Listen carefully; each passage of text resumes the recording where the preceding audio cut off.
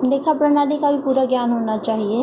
व्यावसायिक इकाई में प्रयोग होने वाली लेखांकन प्रणाली का भी पर्याप्त ज्ञान प्राप्त करना चाहिए। बीमा कंपनी, बैंक, संयुक्त पूंजी वाली कंपनी, सिनेमा घर, बिजली कंपनी, शिक्षा संस्थाएं सभी अलग अलग तरीके से अपने अकाउंट बनाती हैं। तो फिर उसको पता होना चाहिए कि जैसे इंश्योरेंस कंपनी के खाते अलग होते हैं, बैंकिंग कंपनी के खाते अलग होते हैं, और उसको सारे प्रकार के खातों का नॉलेज होनी चाहिए, तभी वो उसका ऑडिट कर सकता है। विभिन्न प्रपत्रों का अध्ययन। ऑडिटर को जिस व्यवसाय का ऑडिटिंग करना है उस व्यवसाय से संबंधित जो भी लॉज हैं उनका पूर्ण ज्ञान होना चाहिए। पार्षद सीमा नियम, पार्षद अंतर नियम, किसी प्रकार की पार्टनरशिप डीड है तो उसका भी उसको पहले से ही पता होना चाहिए, तभी वो उनका ऑडिट कर सकता है। लेखा पुस्तकों की सूची। व्यावसायिक संस्था में कौन सी व्यापारिक पुस्तकें प्रयोग हो रही हैं, इसकी एक सूची, और जो व्यक्ति इन पुस्तकों को लिखने से संबंधित है उनके नाम की सूची अंकेक्षक को प्राप्त कर लेनी चाहिए, पहले से ही प्राप्त कर लेनी चाहिए। ये अंकेक्षण की पूर्व तैयारियों की हम कर रहे हैं बात। इसके बाद है आंतरिक निरीक्षण प्रणाली का अध्ययन। अंकेक्षक को अपना कार्य आरंभ करने से पहले आंतरिक निरीक्षण प्रणाली का पूर्ण अध्ययन कर लेना चाहिए। उसे देखना चाहिए कि आंतरिक निरीक्षण प्रणाली कैसी है।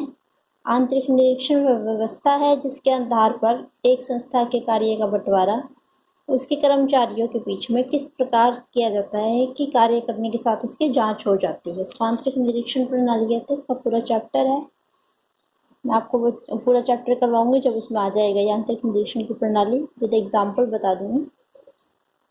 गत वर्षों के अंतिम खातों का ज्ञान। पिछले वर्षों का प्रॉफिट एंड लॉस अकाउंट और बैलेंस शीट इसकी पहले ही उसको जानकारी होनी चाहिए। अंकेक्षण की अवधि का पता होना चाहिए। सामान्यतः अंकेक्षण 1 वर्ष की अवधि का कराया जाता है, 1 वर्ष के खातों की जांच के लिए। नियोक्ता को निर्देश। ऑडिटर को ऑडिटिंग करने से पहले ही जिस कंपनी में वो ऑडिटिंग के लिए जा रहा है उसके नियोक्ता को निम्न बातों के संबंध में निर्देश दे देने चाहिए कि पुस्तकों के जोड़ किए जाएं, तलपट और अंतिम खाते तैयार रखे जाएं, सभी वाउचर्स क्रम अनुसार रखे जाएं, देनदारों और लेनदारों की सूची तैयार की जाए,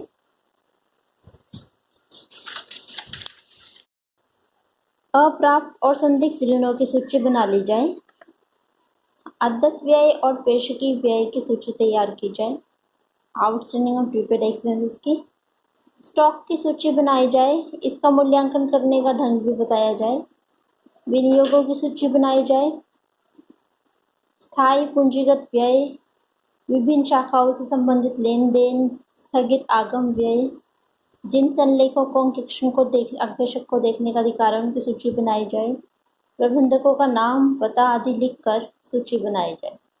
तो ये सारे काम उसको पहले ही कर लेने चाहिए ऑडिटर को, ताकि ऑडिटिंग का काम निर्बाध गति से आराम से हो सके। अंकेक्षण कार्य का विभाजन एवं वितरण। अंकेक्षक अनेक संस्थाओं का अंकेक्षण करता है, वह ये काम अकेला नहीं कर सकता, इसीलिए उसको क्या करना चाहिए, अपने जो कर्मचारी हैं उसके सहायक हैं उनके बीच में कामों का विभाजन कर देना चाहिए कि कौन सा कर्मचारी कौन सा कार्य करेगा। तो इस तरीके से ऑडिटर सब अपने जो उसकी टीम होती है उसमें सबके बीच काम बांट देता है और अंत में उनको निरीक्षण कर लेता है। इसके बाद है ऑडिट प्रोग्राम, बहुत इंपॉर्टेंट है, ये आगे टॉपिक है इसका ऑडिट प्रोग्राम का पूरा।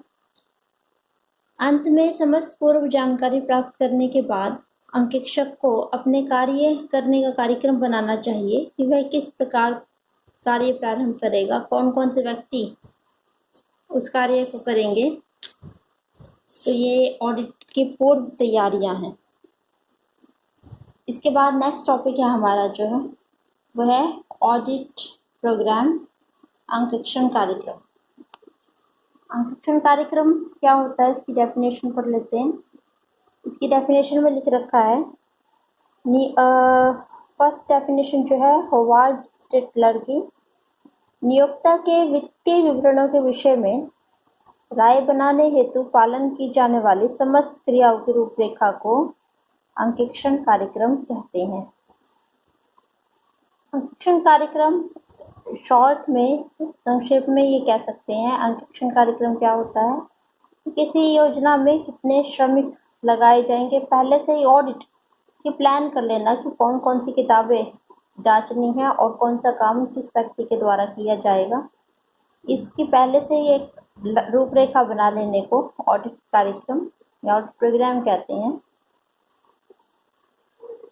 इसकी डेफिनेशन पढ़ लेना आप लोग अच्छे तरीके से।